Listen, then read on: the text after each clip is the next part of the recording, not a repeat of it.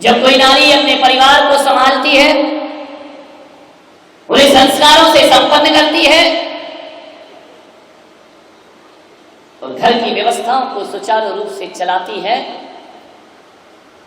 तो यह नारी लक्ष्मी का रूप हो जाया करती है। और जब कोई नारी अपने जीवन में अपने औलाद को, अपने संतान को, अपने परिवार को आचरण, अनुशासन और ज्ञान से बांधती है, तो यही नारी सरस्वती हो जाती है। और जब यही नारी सामाजिक बुराइयों और कुरीतियों से लड़ती है, तो महिषासुर मर्दिनी रणचंडी दुर्गा का रूप हो जाया करती है। नारी वही है। नारी ना हो तो घर बेकार है। बिन घरनी घर भूत का डेरा। जिस घर में नारी नहीं होती है वो घर स्वर्ग नहीं हुआ करता है। पुरुष कमाता है, नारी संभालती है। अनंत शक्तियां हैं नारी में। नारी निंदा मत करो, नारी गुण की खान। और नारी से ही जन्मते तीर्थंकर भगवान। नारी ना हो तो अवतार पुरुष, तीर्थंकर पुरुष भी इस धरती पर जन्म नहीं ले सकते हैं। नारी बहुत महान है। हर जगह नारी को दोयम दर्जा दिया जाता है, लेकिन कई जिंदगी के ऐसे स्थान होते हैं जहां नारी पुरुषों से भी बढ़कर के काम किया। स्त्रीणाम सतानि सतसो जनयन्ति पुत्रान नान्या सतम तदुपमम जननी प्रसूता। मान तुंगाचार्य कहते हैं कि तीर्थंकर जैसे पुत्र को जन्मने वाली न तेरे जैसे कोई नारी है और न तुम्हारे जैसा जगत में कोई दूसरा पुत्र हो सके। वंदनीय हो गई नारी। नारी केवल भोग की वस्तु नहीं है। नारी को केवल भोग की सैया मत बनाइए। नारी पूजा की थाली है। और नारी कहा जाए तो घर गृहस्थी के मंदिर की देवी यदि कोई होती है तो वह नारी हुआ करती है। नारी के बिन घर जीवन सब बेकार है आदमी। दुख तो इस बात का है कि नारी ही नारी का शोषण कर रही है। पुरुष शोषण करता तो उससे लड़ा जाता, उसके लिए कानून बनाया जाता। दुख तो इस बात का है कि नारी के द्वारा नारी का शोषण हो रहा है, नारी के द्वारा नारी का उत्पीड़न हो रहा है, नारी के द्वारा नारी की हत्या कराई जा रही है। और हर माँ चाहती है कि मेरे को बेटा होना चाहिए, लेकिन मुझे बेटी नहीं होना चाहिए। वो माँ ये क्यों भूल जाती है कि मैं भी किसी के घर की बेटी रही हूं। ध्यान रखिए, नारी के द्वारा नारी का शोषण। एक माँ बेटे को इसलिए चाहती है, बेटी को इसलिए नहीं चाहती है कि एक बेटी होगी तो वो पराया धन है। और जिस दिन जवान होकर के उसका विवाह करेंगे, उस दिन मोटा दहेज हमें उसकी शादी में देना पड़ेगा। एक दहेज ऐसा अभिशाप है समाज के भीतर, ऐसा दहेज में आकर के बैठ गया है। ये दहेज का राक्षस ऐसा राक्षस है जो महिलाओं को, बालिकाओं को अपने शिकंजे में कसते चला जा रहा है। और आज यदि सबसे ज्यादा हत्याएं नारी की, बालिकाओं की हो रही हैं, और आज सबसे ज्यादा यदि गर्भपात हो रहा है, उसमें दहेज जैसा भी एक अभिशाप इस समाज के अंदर व्याप्त है। एक गरीब सोचता है मेरे घर लड़की हो गई तो मातम मनाता है वो कि एक कर्ज आ गया मेरे जीवन में, आज मुझे इतना पैसा जोड़ना पड़ेगा तब बेटी के हाथ पीले हो पाएंगे। नहीं मेरे भाई, दहेज एक बहुत बड़ा अभिशाप है। मालूम है नारी बड़ी पूज्य हुआ करती है।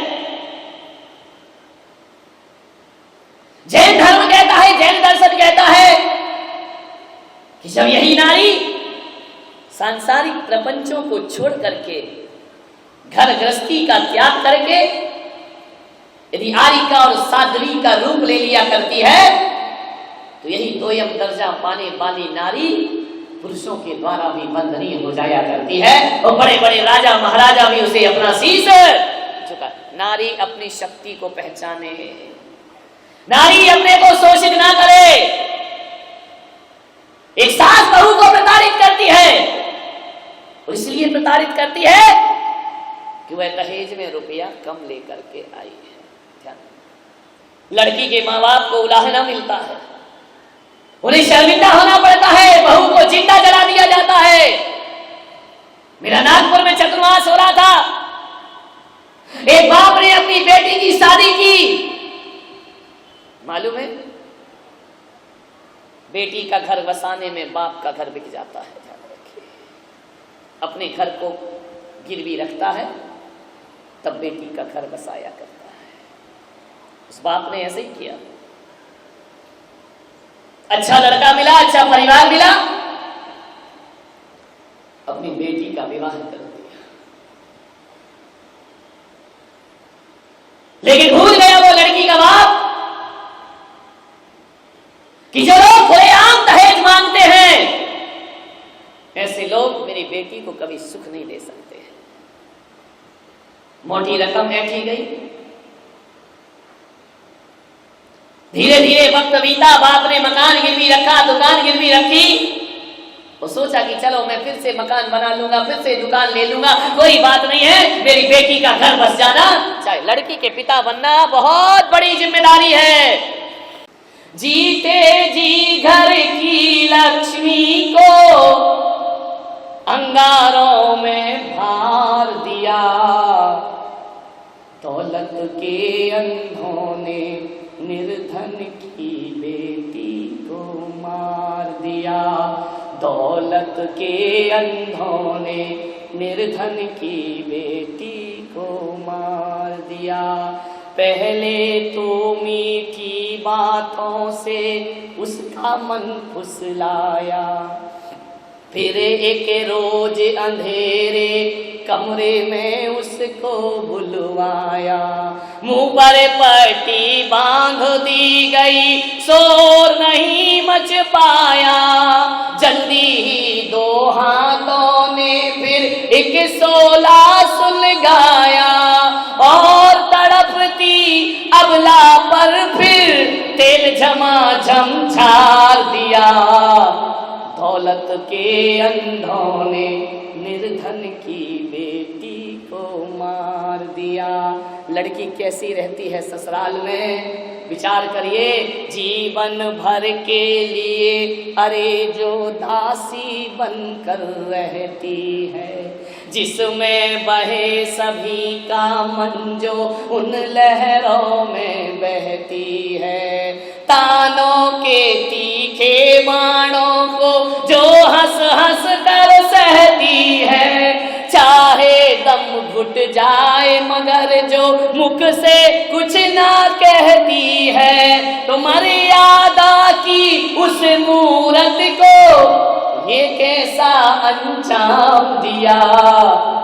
दौलत के अंधों ने निर्धन की बेटी को मार दिया। वो देश के हालात क्या हैं?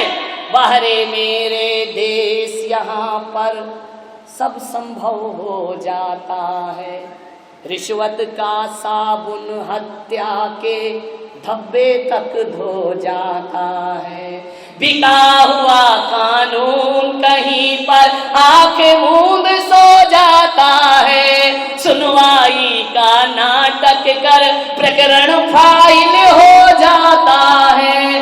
देखो नारी को दुनिया ने क्या अच्छा सम्मान दिया, दौलत के अंधों ने निर्धन की बेटी को मार दिया। जीते जी घर की लक्ष्मी को अंगारों में भार दिया, दौलत के अंधों ने निर्धन की बेटी को मार दिया, दौलत के अंधों ने निर्धन की बेटी को मार दिया। मान्यवर विचार करिएगा, सोचना है आपको। मैं लड़की के माता पिता से निवेदन करूंगा कि आपके पास पैसा है, आपके पास धन है, आपके पास रुपया है, अरे झूठी शानो शौकत में अपनी बेटी की शादी में करोड़ों रुपए बर्बाद मत करिए, ध्यान रखिए। आज आपके पास है, आज अपनी बेटी की शादी में करोड़ों रुपए दान करते हैं, किसी गरीब की बेटी तुम्हारे इस दिखावे के कारण एक दिन हत्या की बलिवेदी पर चढ़ जाया करती है, ध्यान रखिए। सादगी से शादी होना चाहिए। एक बात ध्यान रखिए, शास्त्रों में 4 दान बोले गए हैं। आहार दान बोला, औषधि दान बोला, अभय दान बोला है, और ज्ञान दान बोला है। एक दान और ग्रस्त का बनता है जिसे मैं कन्या दान कह करके बुलाया करता हूं। कन्या से बड़ा दान दुनिया में कोई नहीं होता है। ना जाने क्या परंपरा है इस देश की कि जो व्यक्ति करेंसी का दान करता है, अरे कागज के टुकड़ों का दान करो तो उसका सम्मान होता है, उसे माला पहनाई जाती है, उसे पगड़ी पहनाई जाती है। कागज का टुकड़ा दिया जाता है, उसके बड़े गुणगान किए जाते हैं। कागज के टुकड़ा दान करने वाले का इस देश में सम्मान होता है। वो जो बाप दिल का टुकड़ा दान करता है उसका अपमान क्यों होता है? अरे बेटी उसके दिल का टुकड़ा है, बेटी उसके जिगर का टुकड़ा है, अपने खून का दान करता है, फिर उसका सम्मान क्यों नहीं होता? नीति तो कहती है कि देने वाला बड़ा होता है और लेने वाला छोटा होता है, लेकिन ये कैसी परंपरा बना दी कि कन्या देने वाला छोटा होता है और लेने वाला बड़ा। ध्यान रखिए, तोड़िए परंपराएं, ये दकियानूसी रीति रिवाज, रस्म रिवाज। दिल का टुकड़ा देने के बाद भी वो छोटा बना रहता है, वह झिड़कियां सुनता है, वह ताने सुनता है लड़की का पिता। मान्यवर, यदि इन परंपराओं को नहीं बदला गया तो मेरे देश की बेटियां दहेज की बलिवेदी पर चढ़ती रहेंगी और ना जाने कितनी बेटियां आज इस देश में फांसी के फंदे पर झूली होगी, कितनी बेटियों को जिंदा जला दिया गया होगा, कितनी बेटियां दर दर की ठोकरें खाए। ये अमीर लोगों के कारण है, ध्यान रखिए। झूठा दिखावा और शान शौकत। हमारी लड़की की शादी है, मैं कहता हूं किसी मंदिर में पैसा दे देना, लेकिन लड़के वालों को कभी दहेज में 1 रुपया भी देने का तो साहस नहीं करना, वरना हर गरीब भगवान से कहेगा कि भगवान सब देना लेकिन हमारे घर में लड़की को जन्म मत देना। ध्यान रखिए, आपकी झूठी शान शौकत। एक समाज है राजस्थान में, नागदा समाज, जैन समाज की एक समाज है। मैं बड़े आदर से उसका नाम लेता हूं। उस समाज में न दहेज लिया जाता है और न दहेज दिया जाता है। अरबपति भी होगा तो लड़की की शादी वैसे ही करेगा जैसे साधारण लोग करते हैं, गरीब भी होगा तो शादी वैसी ही होगी। सामूहिक विवाह का आयोजन किया जाता है। मान्यवर, अबलाओं के साथ खिलवाड़ मत करिए। कन्यादान से बड़ा दुनिया में कोई दहेज नहीं हुआ करता है, कन्या से बड़ा कोई दान नहीं हुआ करता है। मान्यवर, अपने सीने के टुकड़े को किसी अनजान घर में दे देना ये किसी लड़की के पिता की बस की बात है, हर किसी के बस की बात नहीं हुआ करती है। सोचना है, बरसों साथ रहती है, 20-20 साल, एक पिता उस लड़की को नाजों से पाल पोस करके बड़ा करता है। कितने अरमान हो गए उस पिता के जिस लड़की को प्रताड़ित करके मार डाला है। उसने तो सोचा होगा कि मेरी बेटी ऐसे घर में जा रही है कि बाबुल का घर भूल जाएगी तो सब ससुर के घर को अपना घर स्वीकार करेगी। मान्यवर, सोचिए, आप कभी कल्पना करिए। मैं कहता हूं कन्यादान से बड़ा दान दुनिया में कोई दूसरा नहीं हो सकता है। लड़की वाले लड़की देने के बाद भी लड़कों वालों का एहसान मानते हैं। हकीकत में तो एहसान लड़के वालों को मानना चाहिए कि उसने तुम्हारी अपनी बेटी तुम्हारे यहाँ दान में दे दी है। अरे तुम्हारी औकात तो बारात लाने की भी औकात नहीं बची है। आजकल तो लड़की ही बारात लेकर के आ जाती है। विचार करिए, किस बात की छाती चौड़ी करे घूमते हो? सारा पैसा लड़की पक्ष से ले लिया जाता है। झूठी शान शौकत बघारते हुए घूमते हो। आपके जीवन में आप तो एक भिखारी को रोटी नहीं दे सकते हैं। एहसान मानो कि उसने अपनी बेटी तुम्हें दे दी है। और एक बात ध्यान रखना, एक लड़की का बाप अकेली बेटी नहीं देता है, तुम्हारे घर को हजारों हजारों रिश्ते दिया करता है। लड़की के बाप ने गरीब लड़की नहीं दी है। अरे ये लड़की का बाप यदि अपनी लड़की नहीं देता तो लड़की के पिता तुम्हें सास ससुर बनने का सौभाग्य प्राप्त नहीं होता। एक रिश्ते दिए हैं लड़की के पिता ने, एक तुम्हारे घर में वंश का अंश दिया है, ये लड़की के पिता का एहसान है तुम्हारे पास।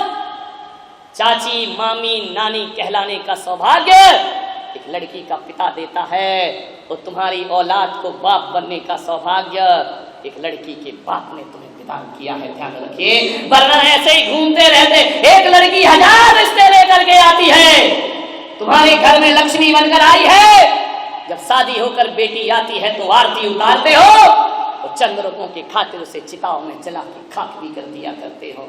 मान्यवर, बोल दुनिया के रसीले हो गए, अब ये क्यों अंदाज कटीले हो गए। एक गुर्दा बिक गया तो क्या हुआ, हाँ तो लड़की के पीले हो गए। अपने तन का गुर्दा बेच करके लड़की के हाथ पीले करना पड़ते हैं। लड़की के पिताओं से मैं कहूंगा, क्या करोगे ऐसे दामाद का जिसकी नजर तुम्हारी दौलत पर हो। ऐसे नपुंसक और निकम्मे दामादों से तुम्हें क्या मिलेगा। जो अपने सास ससुर की दौलत पर निगाह रखते हैं, मैं कहता हूं ऐसे लड़के, नौजवानों तुमसे मेरा आह्वान है, यदि कमा के खिलाने की औकात ना हो तो शादी करने का त्याग कर देना चाहिए, लेकिन सास ससुर की दौलत पर नजर नहीं रखना चाहिए। दूसरे की कमाई हुई दौलत पर नजर रखते हो, लड़की भी लेते हो, दहेज भी लेते हो, शादी करने का इतना शौक है तो इन भुजाओं में कमाने की ताकत भी पैदा करो। तो ध्यान रखिए, कोई सास ससुर दौलत दे रहा हो तो कह देना, पिताजी हमें इस घर से लड़की चाहिए, हमें दौलत की कोई जरूरत नहीं है। एक संस्कारित बेटी चाहिए जो हमारे घर को स्वर्ग बना दे। क्या बात देखते हो, मेरा बेटा डॉक्टर है, इतना पैसा तो लेना ही पड़ेगा, मेरा बेटा इंजीनियर है, उसकी पढ़ाई में इतना पैसा लगा है। एक आदमी को मैं जानता हूं, उसके बेटा डॉक्टर था, वह लड़की देखने गई, जाकर के मालूम है लड़की वालों से क्या कहती है, लड़की तो सुंदर है, सब कुछ है, आओ थोड़ा लेन देन की बात कर लेते हैं। लड़की के बाप ने कहा कि बेटा डॉक्टर है और लेन देन की बात कर रही हो। बोले देखो भाई साहब, पैसा तो खर्च होता है ना, बच्चे को हमने पढ़ाया लिखाया, इतनी ट्यूशन दी, MBBS कराया, पैसा तो लिया होगा ना। अरे ऐसी लिस्ट पकड़ा रही है, इतने के कपड़े पहनाए, इतने का खर्चा हुआ, ये ट्यूशन में खर्च हुआ, ये डॉक्टर को पढ़ाई की उसका खर्च हुआ, इस बच्चे पर इतना खर्च हुआ, बाहर रहकर पढ़ा इतना खर्च हुआ, ऐसी लिस्ट दे रही है। इनका ऐसा लग रहा है कि बच्चा इसकी कोख से पैदा नहीं हुआ, किसी म्यूनिसिपालिटी के कचरे घर से जैसे बच्चे को उठा कर लाई हो। एक माँ कीमत लगा रही है अपने बच्चे की, अपने बच्चे की पढ़ाई की कीमत लगा रही है, वो लिस्ट पकड़ा रही है। तेरे की जिंदगी मानवर, एक कसाई तो जानवर का मांस काट कर बेचता है, जो माँ बाप बेटे का दहेज लेते हैं ना, वो जीते जी अपने बेटे का मांस बेचा करते हैं, अपने बेटे का व्यापार दूल्हे बिक रहे हैं इस देश में, अपने लड़के को बेच दिया। इतने नखरे हैं तुम्हारे। एक दहेज विरोधी आंदोलन का अध्यक्ष